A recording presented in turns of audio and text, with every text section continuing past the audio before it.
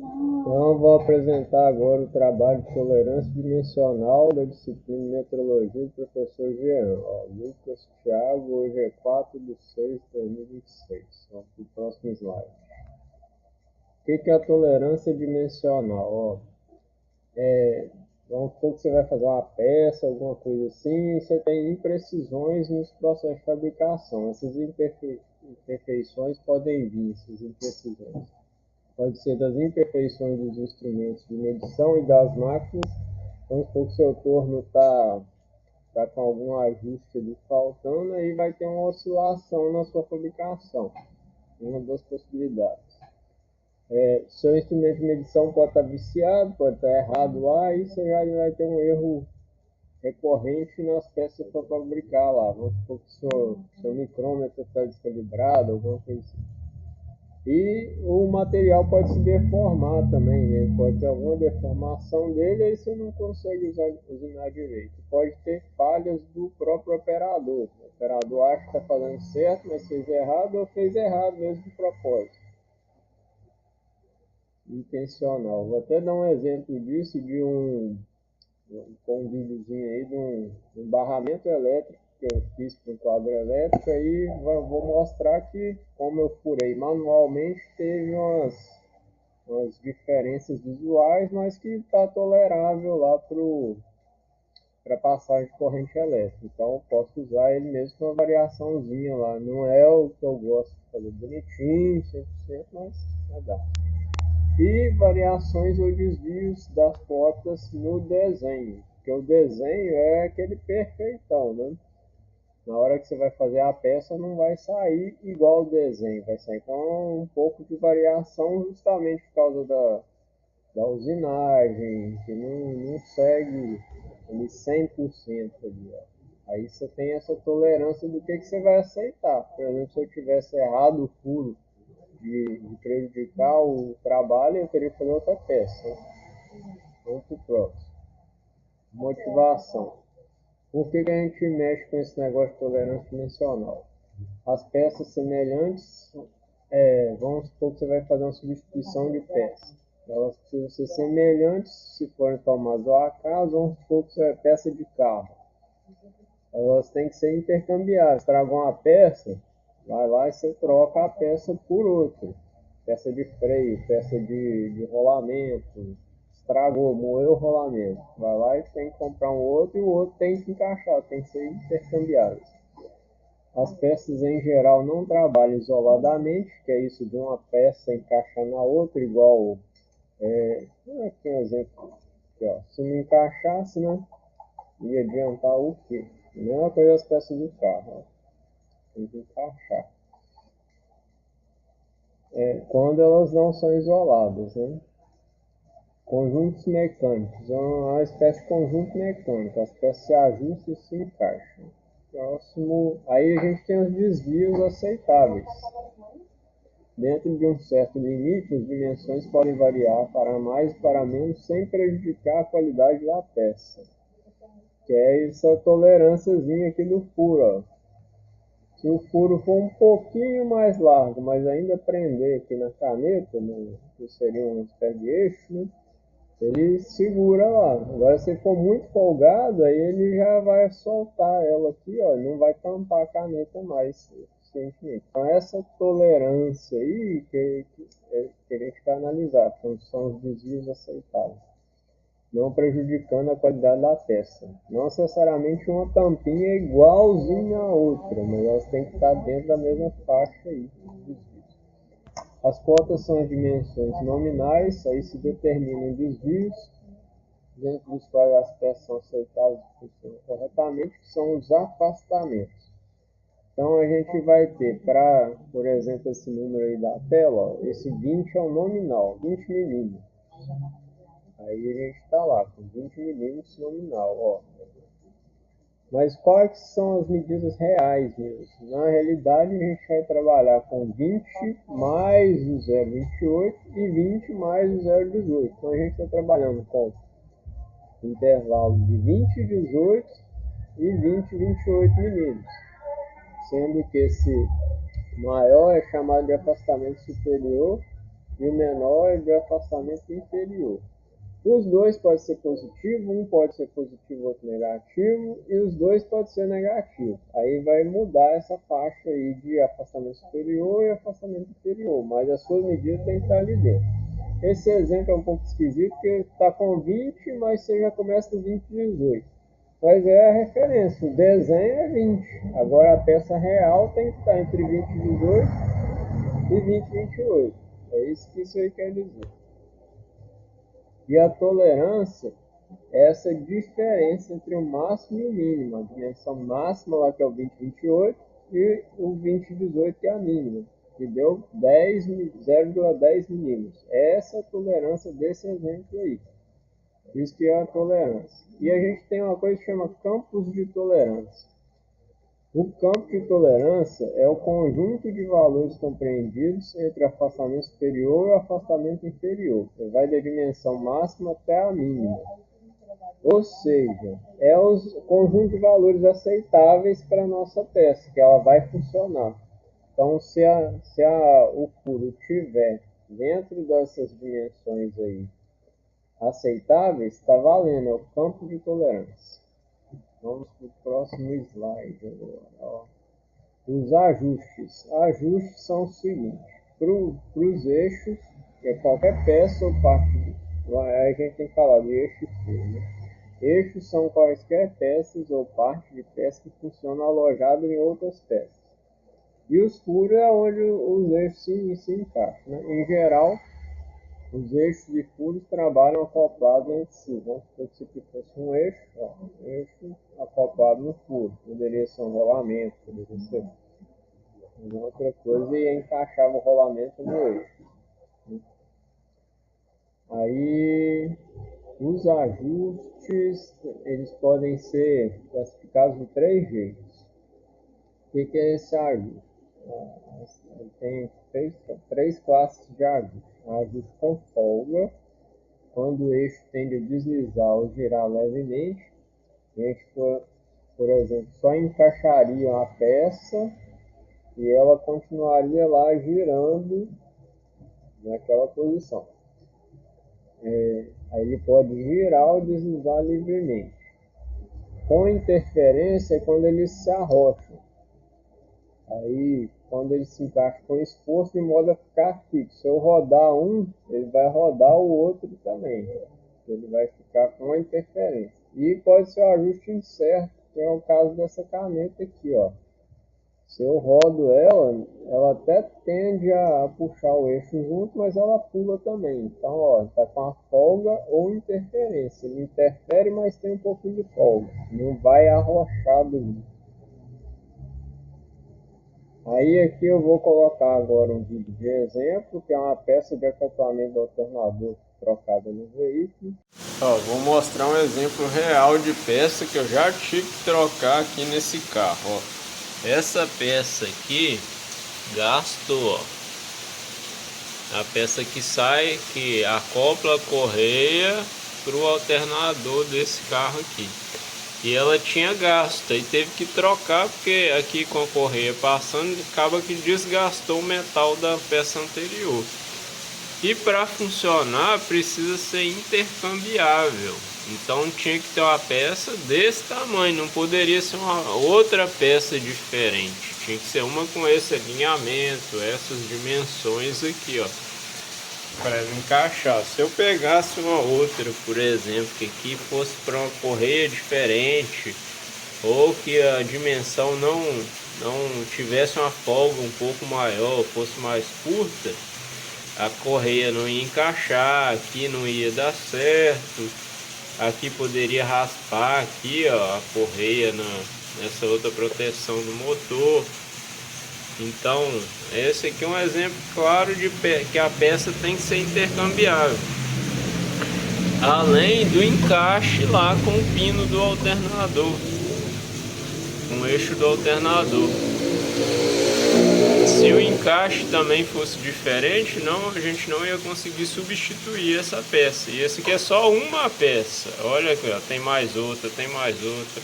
Tem várias peças aqui que uma encaixa na outra, né?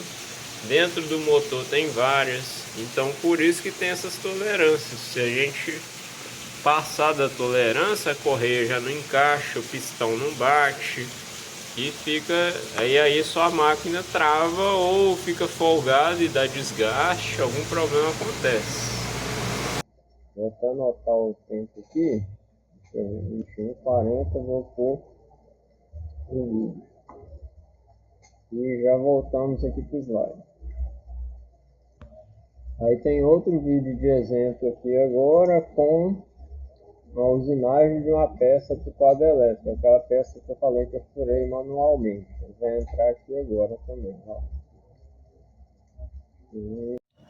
Então, aqui é um exemplo de fabricação de uma peça. Eu tive que furar manualmente aqui, ó, para fazer um barramento elétrico. Eu poderia ter furado com maior precisão se eu tivesse marcado e furado na furadeira de bancada. Mas eu resolvi fazer manual. Olha só a distância que ficou um do outro.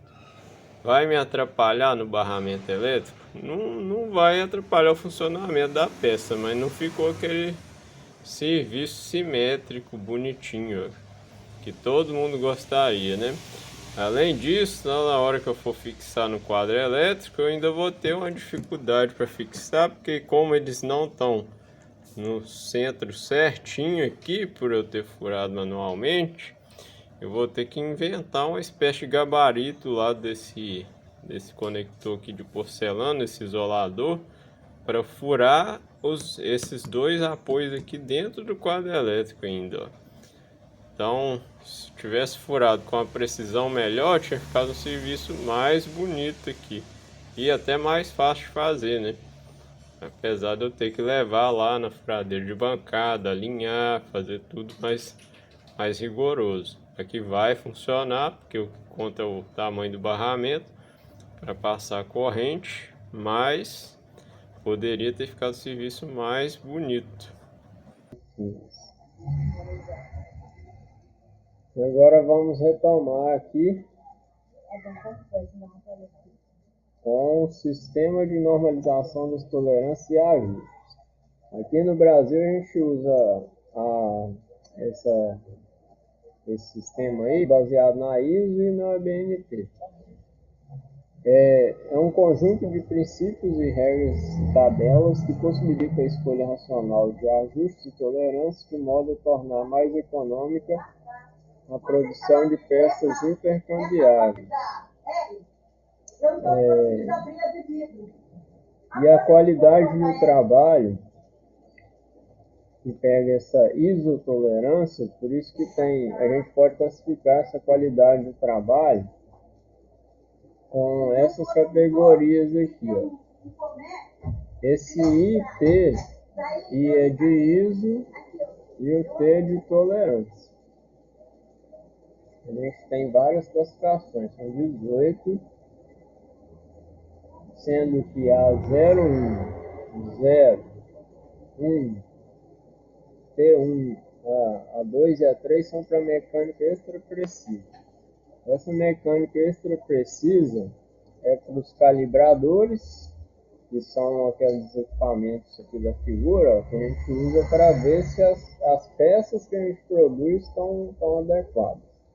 Agora, se for para uma coisa que a gente já produz, o próprio objeto lá, por exemplo, aqui um rolamento, uma coisa que a gente vai usar como peça do dia a dia, não para conferir peça, mas como uma peça mesmo, usa essa qualidade de trabalho mecânico corrente, que é a isotolerância de 4, 5, 6, 7, 8, 9, 10 e 11. E se for uma mecânica grosseira, uma peça que não acopla na outra, eu não achei esse exemplo aqui muito legal não, mas era o que estava na apostila, bola cônica de compressão, porque acaba que ela vai se encaixar na outra coisa, né, para apoiar. Mas não necessariamente ela se arrocha igual um eixo puro, né? Então talvez essa seja a ideia. Aí a gente tem a isotolerância de 12, 13, 14, 15, 16. Vamos para o próximo slide, que isso deve ficar mais claro aí na explicação. Além disso, a gente tem o uso de letra minúscula para indicar eixos e letra maiúscula para indicar furo. Então, se a gente vê um Hzinho 7, ele quer dizer que se trata de um eixo na isotolerância número 7. Se for um H grande, maiúsculo, aí se trata de um furo, e se tiver o número 7 junto, é a isotolerância número 7. É uma peça de mecânica corrente. Não é um calibrador, nem é uma peça de trabalho isolada. É uma peça de mecânica corrente. Aí, aqui fica bem claro agora por que tem, como ver essas divisões de H, F. Isso são faixas de dimensões. Quem já consegue consultar lá a tabela, quem precisa consultar a tabela, vai ver. Ó. Vamos ver o H7, por exemplo. Esse H7 está H maiúsculo, né? Então se trata de um furo. Ele tem a tabela de furos também, né? Dá para ver aqui. E ele está acima de 0 e até 1. Acima de 0 até 1.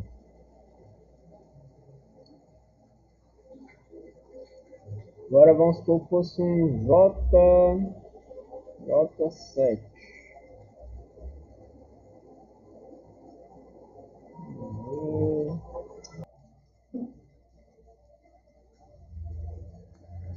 Então vamos retomar aqui o sistema de normalização das tolerâncias e ajustes.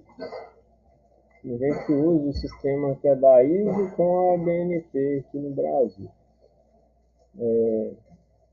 Ele se trata de um conjunto de princípios e regras e tabelas que possibilita a escolha racional de ajuste de tolerância de modo a tornar mais econômica a produção de peças intercambiáveis. Ou seja, quer fazer peças em séries padronizadas. Né? Você vai fazer 1000 peças, 200 peças repetidas, aí você já tem um padrão. E a gente consegue ver a qualidade dessas peças, qualidade de trabalho que é aplicada nelas com essa faixa de isotolerância aí.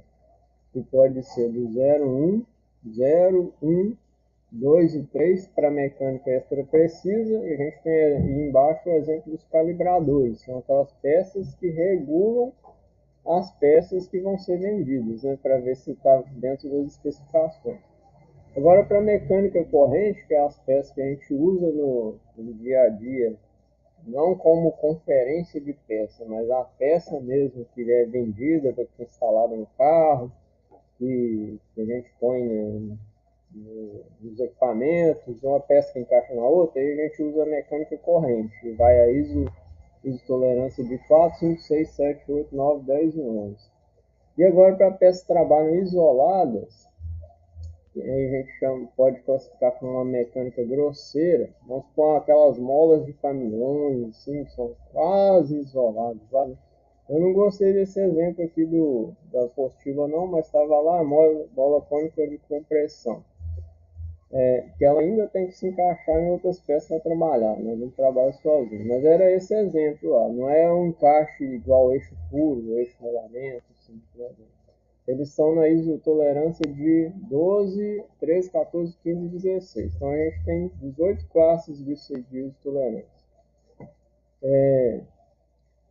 E a gente tem a classificação indicação dos campos de tolerância com letras maiúsculas e minúsculas, sendo as minúsculas para eixos. Então, se a gente vê um H minúsculo nesse exemplo de H7, está se tratando de um eixo da isotolerância número 7, é uma peça de mecânica corrente e é um eixo. E se for um H maiúsculo, trata-se de um furo. Então, para esse caso aí do H7, seria um furo na isotolerância 7, que é uma peça de mecânica corrente, não é um calibrador nem uma peça de mecânica grosseira. E aqui com essas tabelas a gente consegue entender melhor como é que funciona isso. Vamos ver a peça do H maiúsculo 7 aqui, ó. Trata-se de um furo e a gente tem aqui afastamento inferior e afastamento superior, ó, 0 de afastamento inferior e mais 10 de afastamento superior. Essa é essa classificação H7 aqui, ó. Quando a gente vê esse H maiúsculo, se trata de um furo, Na isotolerância número 7, ele vai de 0 a mais 10, além daquela dimensão nominal lá do desenho. Então, o desenho é ajustado por isso aqui. Se tiver dentro disso aqui, está aceitável. Agora vamos ver aqui um outro, para a gente só ter um exemplo diferente. Vamos ver o K7. Como é um K maiúsculo, traço de um furo. Se fosse um K minúsculo, seria aqui na tabela de eixos, mas é a mesma leitura, né? Então, K maiúsculo é furo 7. 7, aí a gente vai pegar a isotolerância de menos 10 no afastamento inferior até 0 no afastamento superior. Então a gente pegaria a dimensão nominal e tiraria 10 e a própria dimensão nominal nesse caso aqui. Se estiver dentro desse intervalo, está valendo. Então assim que a gente usa essas duas tabelas de furos e eixos, e a referência que foi utilizada é essa aqui do telecurso. Leitura e interpretação de desenho técnico, aula 28, tolerância dimensional. Obrigado aí, vamos editar o vídeo e postar. Curta, compartilhe e comente. E dê a nota aí, professor Geraldo.